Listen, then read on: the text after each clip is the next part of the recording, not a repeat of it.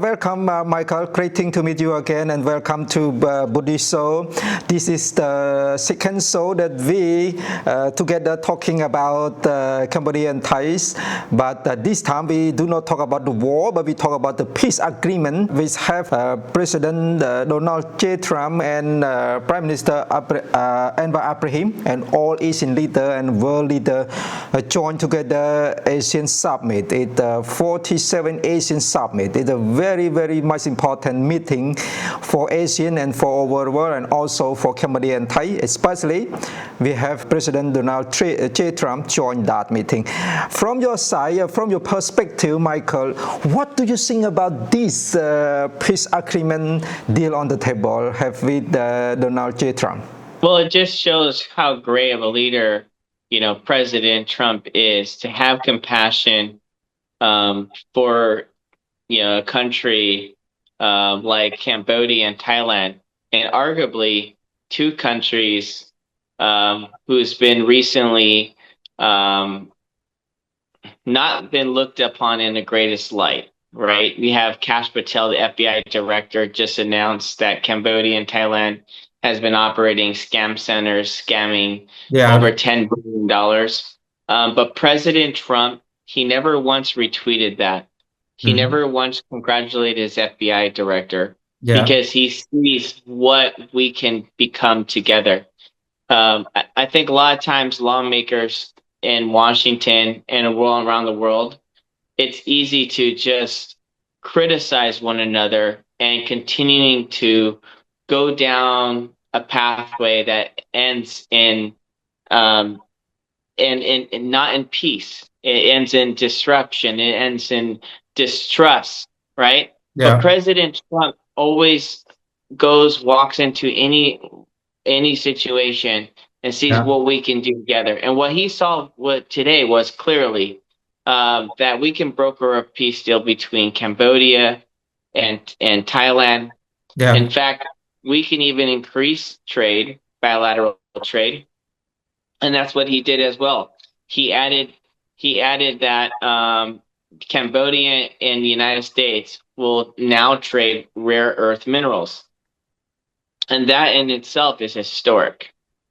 So Cambodia and USA right now have trade agreement on mineral? Yes, on the rare earth minerals. And why is this important? Well, many people, many critics have said, Michael, this would never happen. A trade agreement between Cambodia and the United States will never happen, especially rare earth minerals. And why is rare earth minerals so important to the United States? It's because the United States needs it for defense, to protect ourselves. The minerals that you have on the borderline between Cambodia and Thailand is a mineral called antimony. Okay, antimony is a hardened mineral that makes metal stronger. So it makes everything from bullets to rockets to our F-16 fighter jets, even our B-2 bombers. We need antimony. It's a mineral that makes metal harder. So it makes it very difficult to melt, and also it makes explosives stronger. It's actually used in almost 80% of our entire defense force. But I want to know where you get this information from, that you said Cambodian has a very important mineral that U.S. needs. So if you actually just use ChatGPT or DeepSeek or any of the AI, it does identify that you have antimony and you do have these rare earth minerals here. And the U.S. Pentagon and my colleagues that work in defense, we know that it's there. We don't need you to tell us. We already know with our intelligence sources. Nice. We already know it's there. But the thing is that if you have teak wood, like a lot of teak farm, that is a strong indicator if you in fact have antimony, because the teak wood is so strong, it's hard to break. So a lot of people use it for hardwood flooring. for furniture, for tables, very expensive tables, but it's almost becoming illegal to trade, right? Yeah. But underneath teak wood, underneath the forest, you have a lot of antimony underneath the strong wood, like the bamboo. And so wherever there's bamboo, wherever there's teak wood, arguably, it's very likely you have antimony, this rare earth mineral. Now, throughout Southeast Asians, Thailand, Burma, Cambodia, Laos, you all have it. In fact, your quality is very good. It's stronger and better quality than even China. But traditionally, the United States, for the past 50 years, we've been buying antimony from China, over 80% of our supply chain. So when China and the United States bumped heads early on this year, 8 months ago, when Trump took office, China's like, we're no longer going to sell you antimony. So that put Trump in a bad spot. So now the United States has to scramble and go find where we can find antimony. Well, we found it where? In Ukraine. That's why we brokered a peace deal with Ukraine, and we're going to support them because they're going to give us antimony. Now we're going to go and find it where? In Cambodia, and we're going to find it also in Thailand. And so today's peace agreement is not only a peace agreement with Thailand, which was expected that we would buy their antimony, but we know that on the ridgeline, because Thailand has conducted surveys with their geologists, we know for a fact that they have it. Now, on Cambodia's side, we believe it has it, but they have yet to conduct surveys on the floor to actually know exactly how much it is. We know where the antimony is. We just don't know how deep the reservoir is, because the deeper the reservoir is, I mean, geez, you're looking at over $1 billion contract, possibly up to $1 trillion contract with the United States. So this is a very lucrative deal. This antimony is so fought for, so desired by the United States. It's worth more than gold, and it's worth more than oil. So, and you have it. And so, why this is so significant for the world, and at least for Cambodians, and please translate this in Khmer so our yes, so our team will translate to Cambodian language. Yeah, but the thing is, what's so important about this is that a lot of people didn't believe this deal could be done because the rare earth mineral is considered a defense. It's like it's a necessity you need to defend, and so this is the first time where Cambodia is selling a mineral that's going to help the United States defense. So we as the United States government is now depending on Cambodia with this trade agreement to help us defend the United States and our friends around the world. Many people or critics were saying Cambodia wouldn't take this step towards the United States because it might upset China. But obviously, Cambodia, turned to the United States and said, yes, we can broker this agreement. But here's why this is important. It is likely that where these contested areas are on the border, it's likely that these areas have, in fact, rare earth minerals that we need. So if the United States is trading with Cambodia rare earth minerals, well, then guess what? Thailand cannot take it because we have a contract with Cambodia, right? And in the exact same way, Thailand can get upset because we have a contract with them with the rare earth mineral. So therefore, everyone can share the mountain. Peace has been brought to the region. So based on this trade agreement, Cambodia will get peace forever, right? Not only peace forever, but a lot of money. And not just that, but think about all the jobs that you're going to have that's going to come to Cambodia with the rare earth minerals. All the miners, right? The mining it. All the shippers. People have to ship that into a factory. People have to take that factory and then they have to procure it. And then they have to bring it to the port side, right? And then the port has to export it to the United States. So these are high-paying jobs. Put it this way. If you're being paid I think in the United States, in you're mining antimony out of Alaska, you're making about $45 to $75 an hour. That's how profitable it is. Now, in Thailand, I have clients that are actually trading rare earth minerals in Thailand. They're paying their Yeah. farmers $20 to $30 an hour. One miner. These are very high paying positions and very lucrative contracts. So that is what's really historic about tonight. That's very exciting, is because when you start trading that type of volume of money that's going to bring into the economy, it's going to make the GDP skyrocket so high, even higher than it's before, because Cambodia has been the best performing country in the Southeast Asian country, clearly. Yeah. Under Chenthal's leadership, you guys increased over 6% GDP with 400% growth. Well, guess what? Now with this trade agreement, it's going to skyrocket high.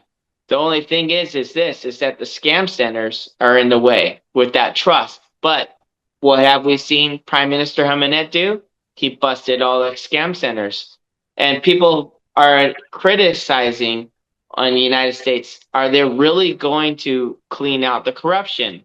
And my answer is, of course, because you can make more money, mining minerals, selling it to the United States than you would, scamming and stealing from people. And besides, this is not even coming from the Cambodian people. This is coming from operatives that are deep rooted in China, deep rooted actually in Thailand, Singapore, and it's like an international crime. Even Korea came in Yeah. and cracked down on their own corruption of Korean nationals in Cambodians and in Cambodian soil carrying out these horrific crimes. So I think that yes, Cambodia will clean their house, right? And as they say, a lotus flower cannot blossom without muddy waters. So every country has to go through their muddy waters. Every country has to do a self-cleaning every 5 years, every 10 years, every 20 years, like a deep clean to make it better, to make it a stronger, healthier, and trustworthy country. And I think that Cambodia is on that way, especially with the United States with this trade agreement. But the peace agreement, obviously, there's going to be a 4-point strategy that's been in place. The removing all of the weapons. No one's allowed to carry a gun. No one's allowed to carry any tooling or any mechanics that can be seen as aggression that can escalate. They can't use psychological warfare like they recently have with blasting the sounds of sirens and the horse screams. They're going to have to eventually retrieve. They're going to have to be participating with more international observers. So everything is going to start de-escalating quickly back down to normalcy. Now, why can we trust this deal, right? Yeah. That's probably what you're thinking. How Yeah. can we trust this deal? Because This Thailand is This is the big question. How can we trust Thai people? How can we trust Thai leader? And how can we trust this deal, peace agreement deal? It's simple. Yeah. Because you have $1 billion to lose. And you know what? We all love money.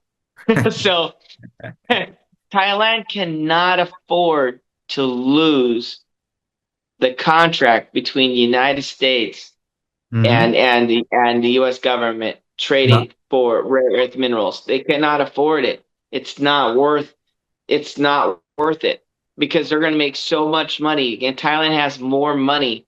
Thailand has confirmed more rare earth minerals than Mhm. we do in Cambodian side, but we have a lot. We just don't know how much we have Yeah. in Cambodia because the Minister of Mines hasn't really invested the resources from Cambodia to do a survey to know exactly how much we have, but we have it. I know we have it. Our sources and my sources in the U.S. government tell me they have it. They cannot wait to do business. Point is this: if you act up, Cambodia acts up, or Thailand acts up, there could be a fallout, right? And if there's a fallout, there could be a fallout between the United States and in your country or Thailand's country. That is a great news for Cambodian people. But the thing is, how Cambodian people be a part of that, get profit from that mineral work?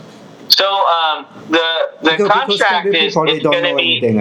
yeah, it's government to government, right? It's G Yeah. to G. Yes. Yes. It's great because there's no corruption, there's no kickbacks. It's literally just a signed contract. And what's going to happen is Cambodia is going to be training workers, probably farmers, to go ahead and how to mine, how to extract the rare earth mineral, how to procure the mineral, and how do you trade the mineral. So the government is going to bring in a lot of money, which is great because that's going to turn into what? Infrastructure, better roads, better schools, better, you're going to have more capital to give out money. Yeah. So, I mean, this is going to be a tremendous growth. And also, when you start trading with the U.S., it's just the first step, right? When you enter this new phase, because we're not selling shirts anymore and cotton, yeah. We're selling rare earth mineral. I mean, you went from something that can easily throw in the trash and no one would miss, cotton, to something that is more lucrative than gold. I mean, this should be a very good day for Cambodia, and America, because it was expected that deal would happen between Thailand and the United States. It was unexpected that deal was going to happen between Cambodia and the United States. So I think everyone's surprised to hear this information from you. And when the Cambodian government not yet announcement officially, but however today trade agreement between Cambodia and USA and peace agreement between Cambodia and Thais and all world leader joined that meeting. Based on your idea or based on your perspective, when the factory of mineral will start in Cambodia, or when US and Cambodia start that project? As soon as your Deputy Prime Minister Chantal gives me a call, because I have a lot of friends ready. But because they signed the agreement. The agreement's already been signed. That's wonderful, because there's nothing that stops it. So what the Cambodian needs to do is, number one, the process is you have to find a licensed broker dealer that has the credentials to sell and trade through the U.S. government, the U.S. Pentagon. That's one. Number two, you got to have someone who has the credentials through the UN. So it's like, you can't, even if you have the goods, it doesn't mean that you can just go straight to the government, and you got to have and say, hey, buy this from us. So they need to establish who's going to be the broker first, right? The second thing is they need to hire a geologist that is going to be, most likely, I would recommend, coming from either Singapore or South Korea or anyone outside of the Cambodian government, just because it brings a level of legitimacy, and you bring in someone, outside to do a survey to identify where the minerals and how much minerals they are. As soon as you have that mineral, that survey, then you start production. You invest in bringing miners, and we bring from the United States, or we can bring them in from other countries to go and train on how to exactly extract the mineral from the ground. Usually, this process, I was told, takes about 2 to 3 months, give or take. And then after that, then it's literally you take the mineral and then you ship it to the United States, and then the United States will procure it, and then they'll sell to the Pentagon, right? But the process is also, when you extract the rare earth minerals, Cambodia is going to have to invest It's about $150,000 just a test kit. So you need 3, 4 different test kits. It's going to cost about $500,000, and then you test um, the minerals to make sure it's good enough quality for the United States to receive. And then when you have that, because that's the challenging part is the US government will list like, okay, we want this type of test kit. And then sometimes in 2 weeks later, they can change the new test kit because then they have the newest advanced technology. But either way, as soon as you get that test kit satisfied, then you can trade it to procurement, which means it goes on a dock, takes 2 weeks, goes to the United States, you process it, and then you sell it back to the US. Now, that's the first kind of like the idea phase. The second phase would be we extract them, the rare earth mineral, we test them, we verify that they are what they are, their quality that they are.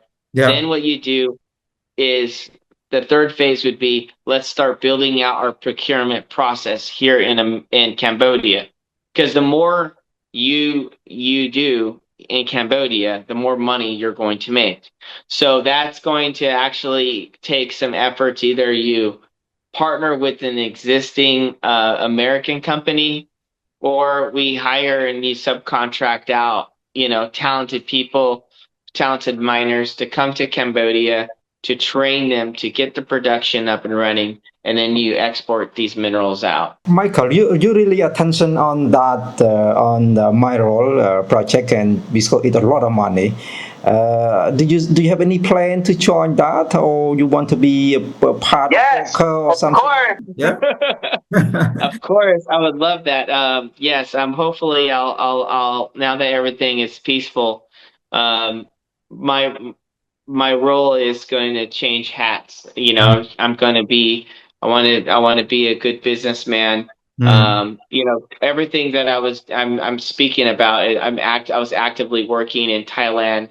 I was behind the scenes with my colleagues in Taiwan and all the other ASEAN, and Asian countries. Yeah. So now I'm going to focus about Cambodia, because Cambodia is such a loving, peaceful place, and educated. I have so many friends. We have over 661,000 followers on my Facebook, and it's only going to grow. So if Thailand never welcomes me back, that's okay, because I'm going to bring all my business to Cambodia. Let's do it. And not just that, but I've been discussion with, some other proposals. I already submitted to Cambodia, and that's hopefully it's under review. I cannot say what it is yet, but I'm hoping they would accept it, and we could start, let's start growing, our relationships better between the United States and Cambodia. I love your senior monk. He's like, he gives me peace every time I think about it. And I keep my red wristband on my wrist. That is good. I think he will hold your voice, and he just fly to Italy yesterday. Yeah. Wonderful. Yeah, and he will come back soon. But however, Michael, you very famous day by day for Cambodian people, even outside the Cambodia. Like you went to many states in USA, and your project, your racing education project, how is it going right now? It's going well. We're raising a lot of money, but it was all strategic. See, in America, you have to. It's challenging because we have a democracy, right? And we have a republic. We have a democracy and a republic. Meaning we have to vote for our leaders, and if we don't vote for their leaders, they will lose their power every 2 years, every 4 years. Yes. And so what's the most important states to focus on is Georgia, North Carolina, Pennsylvania. Well, guess what?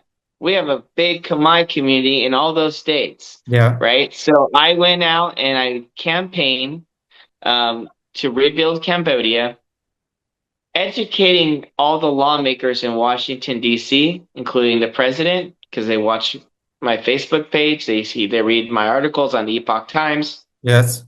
We have 30,000 Khmer residents in Atlanta, Georgia. We have about 15,000 Khmer residents in North Carolina, we have 37,000 Khmer residents Yeah. in Pennsylvania. All that demographic, many people would say, "Oh, that's too small to really care about," right? But no, no, no, no, no. Not for lawmakers and not for lobbyists and not for people in Washington D.C. Because each state comes down to less than 3 to 5 to 10, 20,000 votes.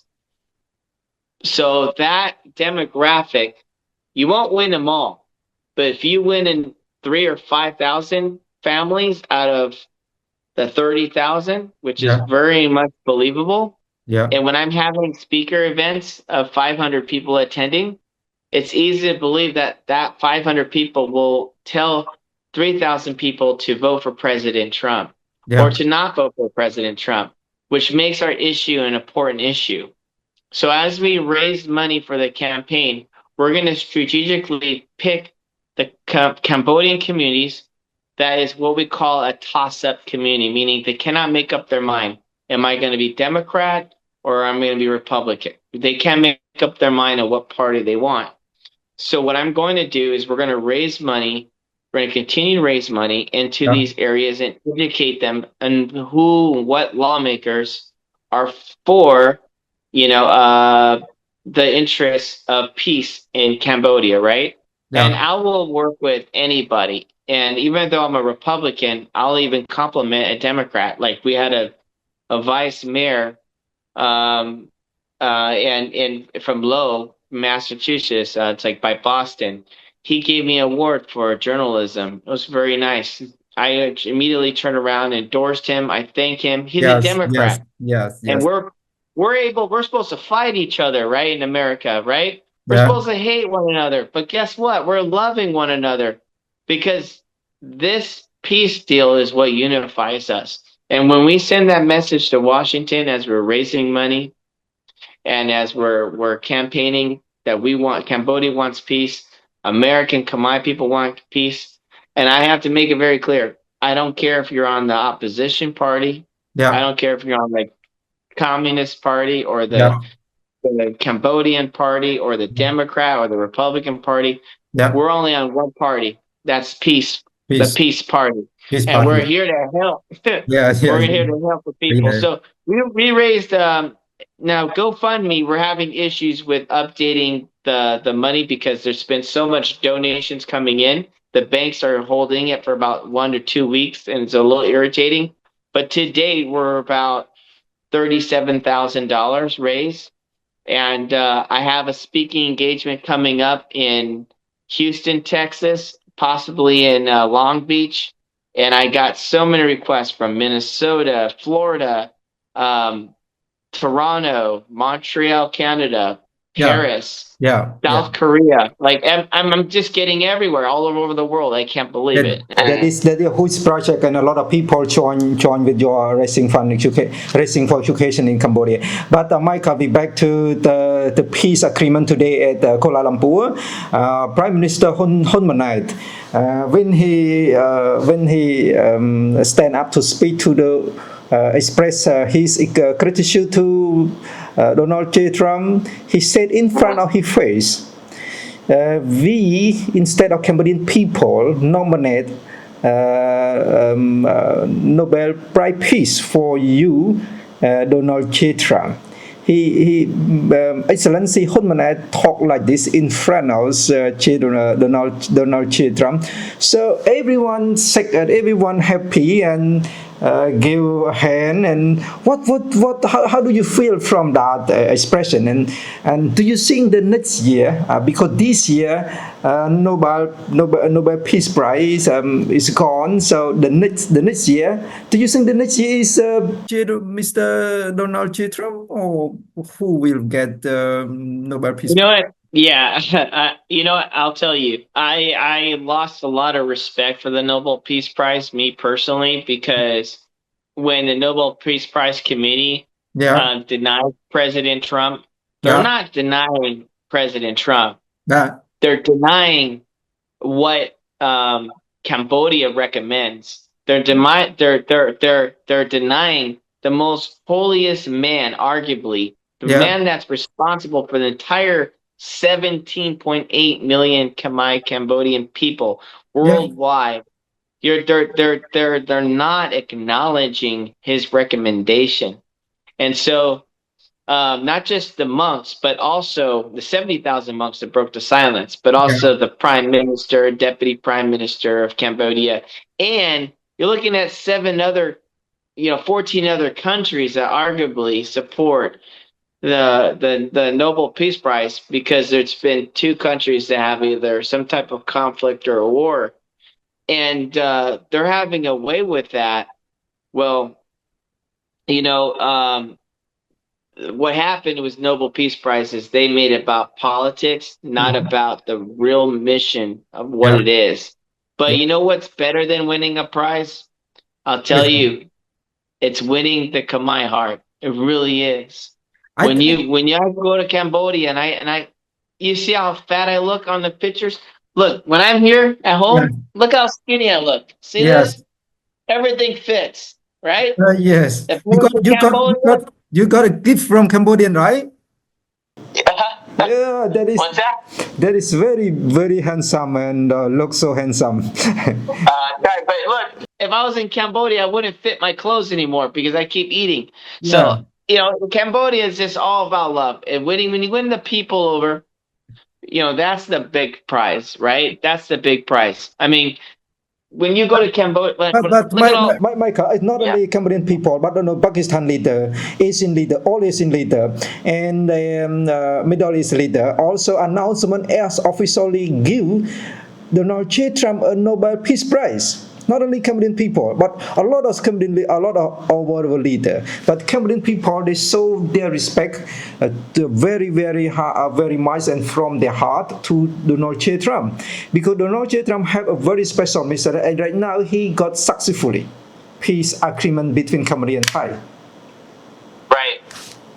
No, I 100% agree with you, and it's just, but President Trump knows what he's done, and the people know what he's done. yeah.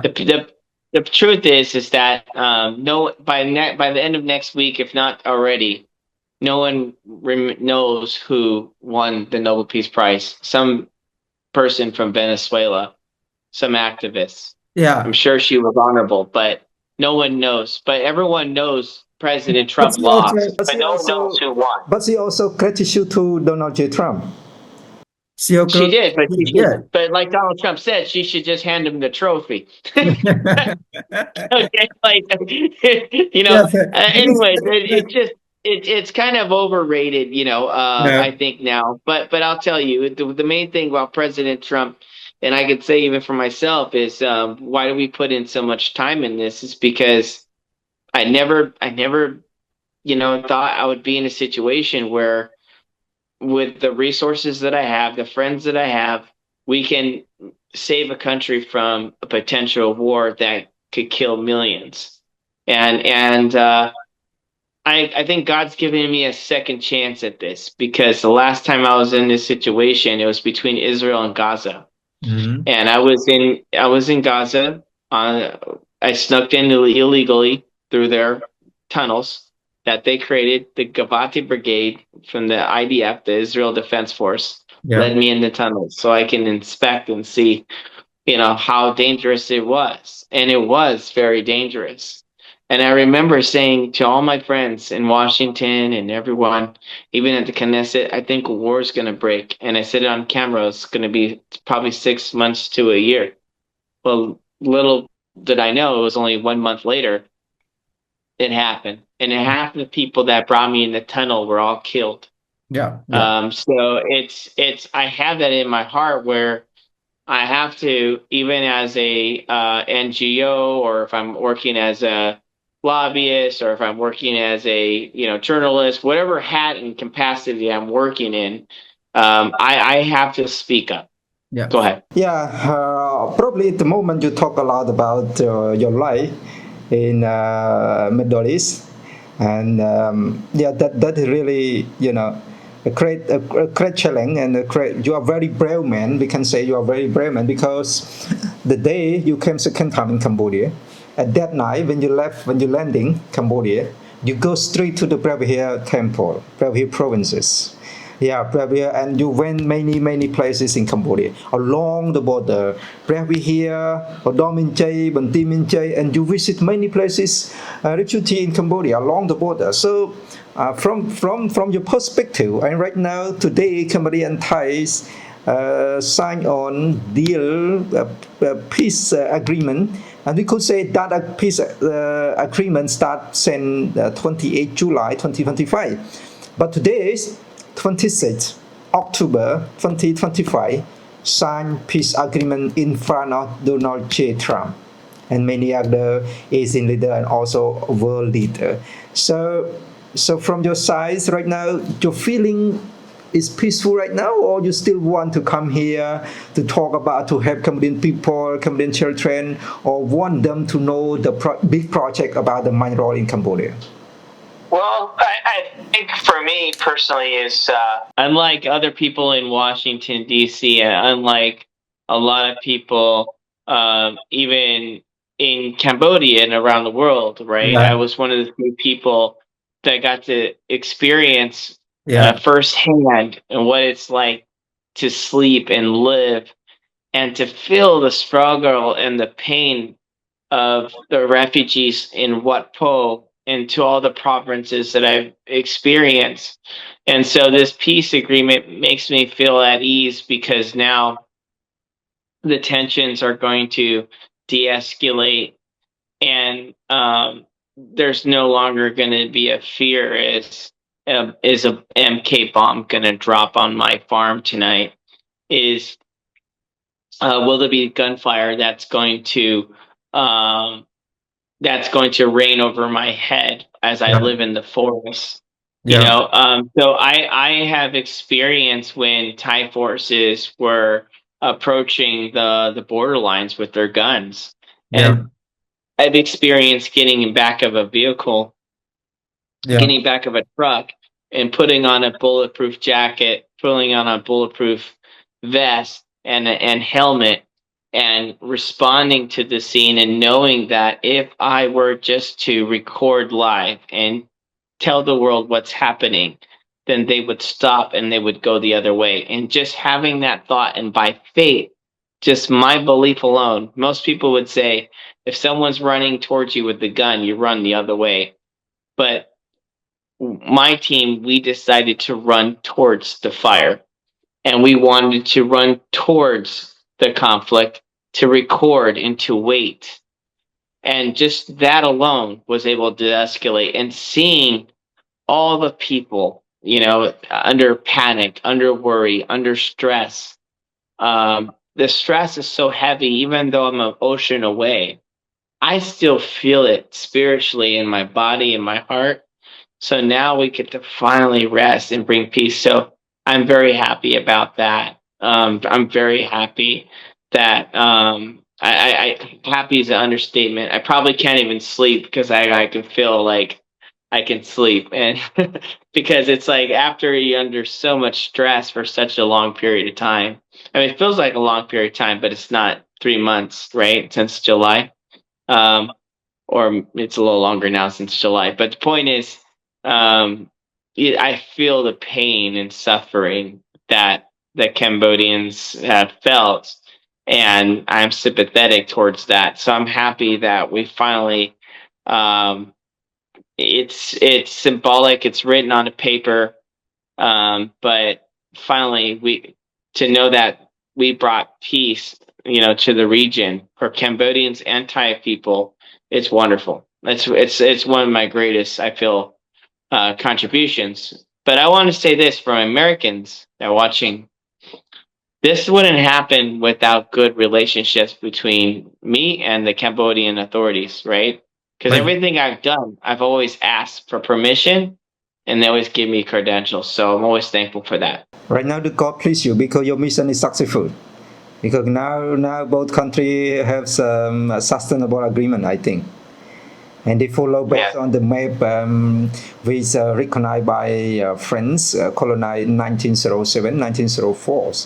And Michael, one more today is afternoon at the Brahir province. I got information one boy died, and his father's injured because of cluster bomb. This happened today? Yes, happened today afternoon. But I don't know where the cluster bomb from, but based on the local news, one boy dies and his father injured because of cluster bomb. But back to our discussion, because I think even something still happening in Cambodia and Thai between Prejan borders, Chokchai village borders, and other border between Cambodia and Thai. I hope start from these days be peaceful, and those people can talk to each other, work with each other, and go in, go out, and as before, because Cambodian Thai borders, most people, civilian people, they have a good relationship. They're doing business with each other, they talk with each other, some they make a good relationship, also marry each other. I would like to see that too, but I also want to be straightforward and honest and realistic as much as possible. As you know, the Thailand has occupied a lot of now new territory, and it's still very sensitive, so I don't want to get into who's who. Yeah. But I just think that we have to sit and wait and see how things play out. Yeah. What is the new normancy going to look like? What is the new normal? Because these areas, now that there's a signed contract, between the United States and Thailand, United States and Cambodia, are there rare earth minerals there, right? Yeah. Are there some developments? So there's going to be a lot of changes. I think that's going to happen through a period of time. So I just think we have to wait and see what is the new normal, and we have to be patient and trust the leadership, trust diplomacy. Yeah. I know it's uncomfortable, it's unfair, it's ugly, it's brutal. It's brutal at times, but that is the best option than war, right? So even if it's very uncomfortable, even if it hurts, even if it breaks families, it's still not killing families, right? Literally with guns and bombs and other alternative means of war. So we just have to trust the process and see what it's like to get back to new normancy. Yeah. But the new normancy may be different than what we're used to the past 40 years. And I'm sad that we lost another, innocent, boy and his father in the province. And, it's devastating that has happened. And my thoughts and prayers go with them. And I know your monks will lead them for peace. And I know you would be there to chant and bring hope. And it's just a reminder of these people that live in this area live in an environment unlike anywhere else. Because if you walk too far off the road, or if you're playing with the ball and it goes too far, if you miss catching it, and when it goes 20 yards out from behind you, you can actually step on a mine or a cluster. So it's not a normal area. It's a poor area. It's an area that's not desirable, but the people who live there desire it because that's all they know and that's where all they lived their whole entire life. So I hope that while we go through the next process of being what is our new norm, we have that in mind, about the environment that we're in for these poor people that are living in these villages. Yeah, but I hope so. Michael, one more point is 18 Cambodian military. You remember? Yes, 18 captured soldiers, correct. Yeah, they're all coming home. Yes. And you know what? No one's dead. It will never happen. No one dead. They will come back home, right? That, or they were killed, or they were harmed, and I just said, nope, trust the process. Mm-hmm. They will come home. Yeah. Have confidence in the process. But yes, they are coming home. Before a few days ago, I heard from America that their planned schedule should be on the 29th. Yeah.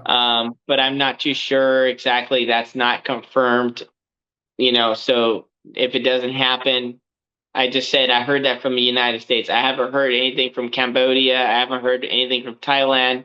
It's everything that I heard is unofficial and it's not confirmed. Does that make sense? But I know it's going to be very, very soon. But Donald J. Trump talked to Prime Minister Hun Manet, said Cambodian military very soon. That's correct. So, but also, if you listen to what the Prime Minister said of Thailand, they're going to start the process, right, for the release. Yeah. So there's probably a lot of administrative things they have to do with the Red Cross. Yeah. They have to document, legally, and disclose why they hold them, why the release. Probably has to get approved through, the UN, approved through the Red Cross, which won't have any issues. A lot of paperwork. Then there's probably the other phase would be a medical screening. Thailand's going to be obligated to bring in medical doctors to do a full physical body analysis. Yeah. Documenting every scratch, every, if there's a sore thumb or there was a broken bone or if there was a sickness or any healthness check like x-rays, photographs, all of that needs to be done. And that's really, it goes for everyone. It's good for the soldier and it's also good for Thailand too. Because if they were to release a soldier and the soldier says, hey, all these bad things happened to me, I got, a broken arm or a broken leg. Well, they say, no, I had a medical examine you and we took a picture on this date with observers and you were healthy and we released you. So you still should be healthy, right? Yeah. So they need to go through their process. Yeah. As soon as they're done with the process, they're gonna release them. Yeah. Okay. Thank you so much, Michael, for your time. But for the last of your perspective to the Cambodian people about the peace deal, about the minor project, and also about the education for children along the border. What is the last your perspective to them? And you will come back to Cambodia again or what? Of course, I would love to. On the 30th, I'm going to be with President Trump. We have a tradition here in America. It's called Halloween, and we dress up like funny outfits. So we're going to be trick or treating at the White House. I'll be with my family. We're going to go to the White House. I'll record live. Hopefully, the government shutdown doesn't mess it up. But I got invited to be at the White House to be with the president. So I'm excited to see him on the 30th. I was supposed to see him last month, but unfortunately the government shutdown kind of messed it up. So I went to go see a few meetings with the ambassadors. But point is, I'll be at the White House. As soon as I'm done with that, I would love it to come back to Cambodia soon to meet all the soldiers that's been held in captivity. And I will definitely be back because we're raising money actively for the schools. And I want to work with the Minister of Education. And as soon as we have enough funding, then we can start, the Rebuild Cambodia campaign, and everyone can contribute to Rebuild Cambodia campaign. You can go to our GoFundMe link. So, but thank you all again. I appreciate everyone's support and efforts, and continue to follow Buddha TV. I mean, because without Buddha TV, you wouldn't have gotten Cambodia on the radar, especially with breaking the 70,000 monks, broke the silence. That's what really got the attention of everyone in Washington, because no one was expecting that. So thank you, and thank you for having me, and thank you for our friendship. I appreciate it. Thank you so much, Michael, for your time, and thank you for everything you has contributed for Cambodian people. And I hope senior monk in Cambodia, Cambodian Sangha monk, will got your respected and welcome back again for the third time. Akon, thank you, Akon.